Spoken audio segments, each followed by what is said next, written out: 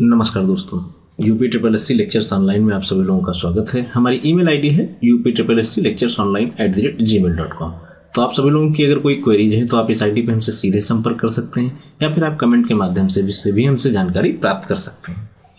आज का वीडियो बड़ा ही इंपॉर्टेंट है। यूपी पुलिस का मैंने एक सेक्शन उठाया हुआ है, मूल विधि एवं संविधान यानी कि सामान्य अध्ययन का।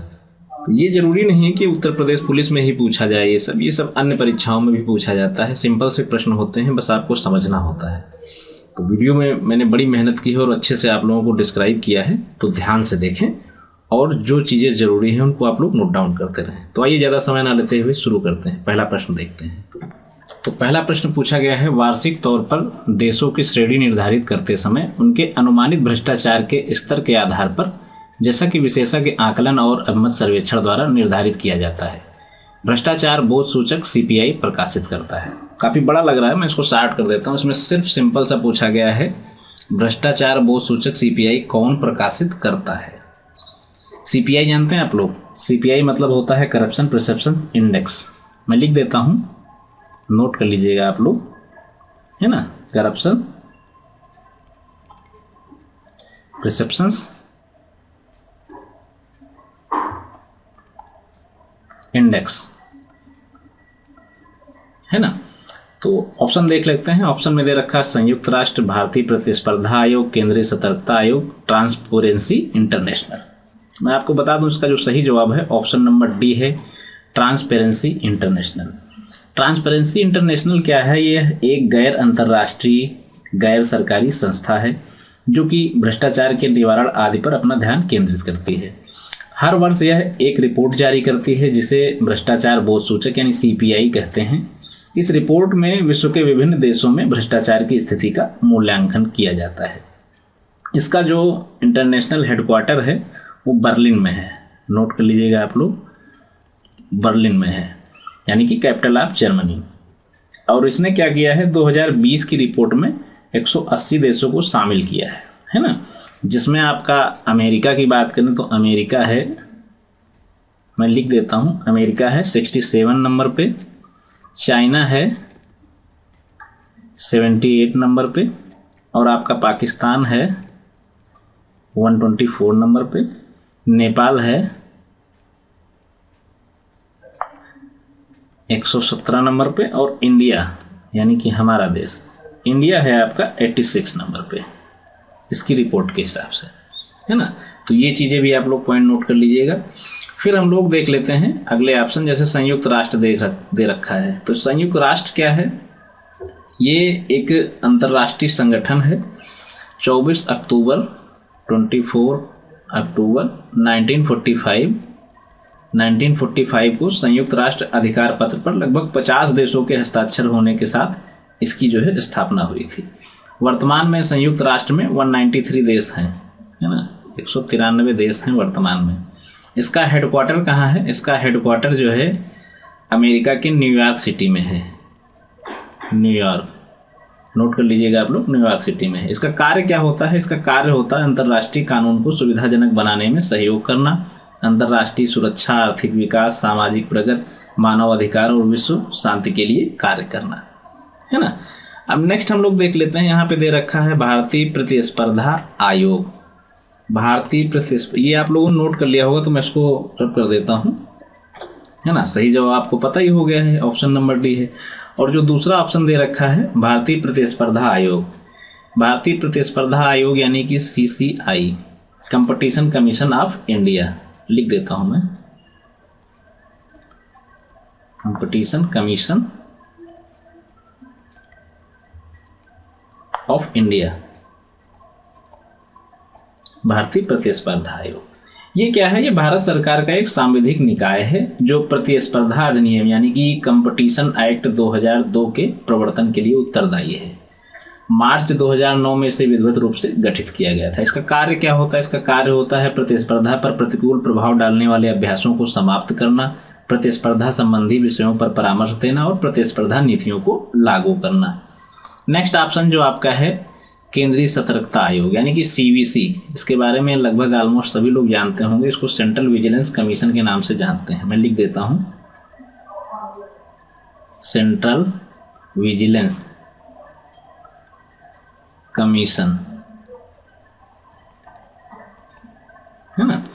ये भारत सरकार के विभिन्न विभागों के अधिकारियों और कर्मचारियों से संबंधित भ्रष्टाचार नियंत्रण की सर्वोच्च संस्था है। इसकी स्थापना कब हुई थी? इसकी स्थापना हुई थी 1964 में, नोट कर लीजिएगा। और इस आयोग का गठन जो है संस्थानम समिति जो है 1962 और 64 के बीच उसका काल रहा था, उसकी सिफारिश पर किया गया था। आयोग में क्या होता है? आयोग में एक अध्यक्ष होते हैं और 2 सतर्कता आयुक्त होते हैं, जिनकी नियुक्ति राष्ट्रपति के द्वारा 3 सदस्यीय समिति की सिफारिश पर की जाती है। इस समिति में जो 3 सदस्यीय होती है, इसमें आपका प्रधानमंत्री होता है और लोकसभा में विपक्ष का नेता होता है और केंद्रीय गृह मंत्री होते हैं। अब इनका कार्यकाल जो है आपका 4 वर्ष या फिर 65 वर्ष की आयु तक होता है। या तो आप 4 वर्ष तक कार्य करेंगे या फिर आप 65 वर्ष की आयु तक, जो भी पहले हो उसके हिसाब से ये कार्य करते हैं, है ना। और बाकी जो है आपको पता ही चल गया, ये चौथा ऑप्शन जो दिया हुआ है ट्रांसपेरेंसी इंटरनेशनल, इसका सही जवाब है। यही सीपीआई रिपोर्ट जो है प्रकाशित करता है। तो अब हम लोग सेकंड क्वेश्चन देख लेते हैं। सेकंड क्वेश्चन है, मुख्य चुनाव आयुक्त का कार्यकाल वर्ष का होता है या फिर डैश डैश वर्ष की उम्र तक, जो भी पहले हो, है ना। अभी हमने केंद्रीय सतर्कता आयोग के कार्यकाल के बारे में देखा था, सेम वैसे इसमें होता है मुख्य चुनाव आयुक्त। मुख्य चुनाव आयुक्त क्या है? भारतीय मुख्य चुनाव आयुक्त भारतीय चुनाव आयोग का प्रमुख होता है। ये भारत में स्वतंत्र एवं निष्पक्ष रूप से राष्ट्र और राज्य के चुनाव करवाने के लिए उत्तरदायी होता है। मुख्य चुनाव आयुक्त की नियुक्ति कौन करता है? भारत का राष्ट्रपति करता है, ठीक है। भारत का राष्ट्रपति करता है मुख्य चुनाव आयुक्त की नियुक्ति, है ना। और मुख्य चुनाव आयुक्त का कार्यकाल क्या होता है? 6 वर्ष या फिर 65 वर्ष की आयु तक, जो भी पहले हो। तो ऑप्शन में हम लोग देखते हैं, ऑप्शन में पहला दे रखा है 5 और 65, 5 और 70, फिर 6 और 65 दे रखा है थर्ड ऑप्शन में, है ना। और यहाँ लास्ट में दे रखा है 6 और 70, यानी कि आपका जो सी ऑप्शन है वो बिल्कुल सही है। 6 साल या फिर 65 वर्ष तक की आयु, यानी कि या तो वो 6 वर्ष तक कार्य करेगा या तो 65 वर्ष की, जो भी पहले होगा वो मान होगा, है ना। तो चुनाव आयुक्त का सम्मान और वेतन भारत के सर्वोच्च न्यायालय के न्यायाधीश के बिल्कुल बराबर होता है। और चुनाव आयुक्त को संसद द्वारा महाभियोग पर राष्ट्रपति द्वारा हटाया जा सकता है। वर्तमान की बात करें तो प्रेजेंट में जो है सुशील चंद्रा, है ना, सुशील चंद्रा जी जो है मुख्य चुनाव आयुक्त हैं। इससे पूर्व जो है सुनील अरोड़ा जी थे, है ना, सुनील अरोड़ा। इससे पहले सुनील अरोड़ा जी थे, जिन्होंने 12 अप्रैल 2021 को अपना कार्यकाल पूरा किया था, ठीक है। तो इस समय कौन है? सुशील चंद्रा जी हैं। इससे पहले कौन थे? सुनील अरोड़ा जी। तो ये ऑप्शन आपको क्लियर हो गए, है ना। ऑप्शन नंबर सी सही है। इनका कार्यकाल होता है 6 वर्ष या फिर 65 वर्ष। नेक्स्ट प्रश्न की तरफ हम लोग मूव कर लेते हैं। तीसरा प्रश्न है, विदेशी भूमि में तैनात राजदूत और उच्चायुक्त का प्रतिनिधित्व करते हैं। किनका प्रतिनिधित्व करते हैं? संसद का, राष्ट्रपति का, प्रधानमंत्री का या फिर मंत्रिमंडल का। तो इसका जो सही जवाब है वो आपका है ऑप्शन नंबर डी, मंत्रिमंडल का, है ना। तो राजदूत और उच्चायुक्त के बारे में हम लोग थोड़ा सा जान लेते हैं। तो जो देश के राष्ट्रमंडल है, जैसे आपका कॉमनवेल्थ नेशंस जिसको बोलते हैं ना, मैं लिख देता हूँ कॉमनवेल्थ नेशंस, है ना। तो जो देश के राष्ट्रमंडल के सदस्य हैं, जो देश राष्ट्रमंडल यानी कॉमनवेल्थ नेशन के सदस्य हैं, उन देशों के दूतावास को उच्चायोग कहा जाता है और राजदूत को उच्चायुक्त कहते हैं। जैसे मैं आपको अब एग्जांपल देता हूं, जैसे ऑस्ट्रेलिया है, ठीक है। ऑस्ट्रेलिया में क्या है? उच्चायोग है ना। लेकिन जापान में क्या है? जापान में जो है दूतावास है, क्योंकि जापान राष्ट्रमंडल का सदस्य नहीं है तो वहाँ पे दूतावास है, तो वहाँ पे क्या होंगे? राजदूत होंगे। और ऑस्ट्रेलिया में क्या होंगे? उच्चायोग है तो वहाँ पे उच्चायुक्त होंगे, ठीक है। तो ये चीज़ आप लोगों को क्लियर हो गई होगी। और ये लोग जो है मंत्रिमंडल का प्रतिनिधित्व करते हैं। नेक्स्ट प्रश्न हम लोग देख लेते हैं। निम्नलिखित में से कौन सा संगठन क्षेत्रीय और राष्ट्रीय स्तर पर दुनिया भर में विदेशी प्रत्यक्ष निवेश FDI में रुझानों की रिपोर्ट प्रकाशित करता है? ऑप्शन दे रखे हैं, विश्व व्यापार संगठन, संयुक्त राष्ट्र व्यापार और विकास सम्मेलन, अंतर्राष्ट्रीय आर्थिक और व्यापार संगठन, विदेशी निवेशी संवर्धन बोर्ड। तो मैं आपको बता दूं, इसका जो सही जवाब है वो आपका है ऑप्शन नंबर बी, संयुक्त राष्ट्र व्यापार और विकास सम्मेलन, ठीक है। इसको हम लोग किस नाम से जानते हैं, इसको हम लोग कहते हैं United Nations conference on trade and development. मैं लिख देता हूँ, नोट कर लीजिएगा आप लोग, UNCTAD, United Nations conferences, United nation conference on trade and development.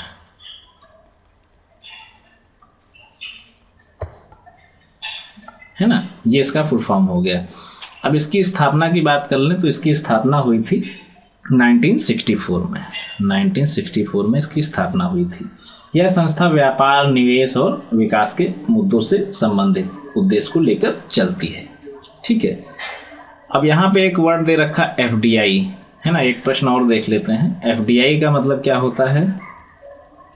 FDI यानी कि फॉरेन डायरेक्ट इन्वेस्टमेंट। मैं लिख देता हूं, सॉरी गलत हो गया, फॉरेन है, फॉरेन डायरेक्ट इन्वेस्टमेंट, है ना। ये इसका फुल फॉर्म होता है FDI का। तो अब हम लोग यहाँ से एक प्रश्न और उठा लेते हैं FDI का। जैसे मान लीजिए आपसे पूछा जाए which country has highest FDI in India, ठीक है, किस कंट्री की जो है हाईएस्ट FDI इंडिया में है। तो फाइनेंशियल ईयर 2020 की बात करते हैं तो in financial year 2020 Singapore had the highest FDI in India, ठीक है। 2020 में सिंगापुर इसकी जो है हाईएस्ट FDI इंडिया में थी, है ना। तो ये आपका हो गया। इसके अलावा यहाँ पे एक आपको ऑप्शन दिख रहा होगा विश्व व्यापार संगठन यानी कि WTO, है ना। तो WTO क्या होता है, वर्ल्ड ट्रेड ऑर्गेनाइजेशन। तो ये क्या है, यह एक अंतर्राष्ट्रीय संगठन है जो विश्व व्यापार के लिए नियम बनाता है। इसकी स्थापना कब हुई थी, 1995 में, और इसका जो हेडक्वार्टर है वो जिनेवा में है, ठीक है। मैं लिख देता हूँ, आप लोग नोट कर लीजिएगा, जिनेवा में। और सही जवाब इस प्रश्न का क्या है, संयुक्त राष्ट्र व्यापार और विकास सम्मेलन। तो नेक्स्ट प्रश्न की तरफ हम लोग मूव कर लेते हैं।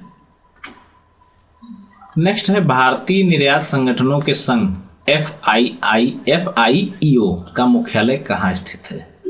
निर्यात भवन नई दिल्ली, सेवा भवन नई दिल्ली, राष्ट्रपति भवन नई दिल्ली या फिर पर्यावरण भवन नई दिल्ली, है ना।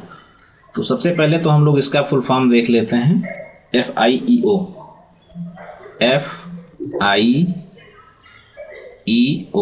है ना।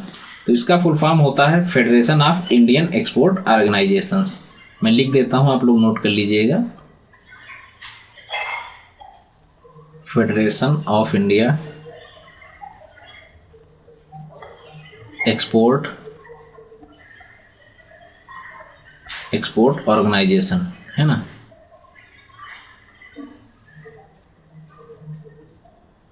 TION organisation.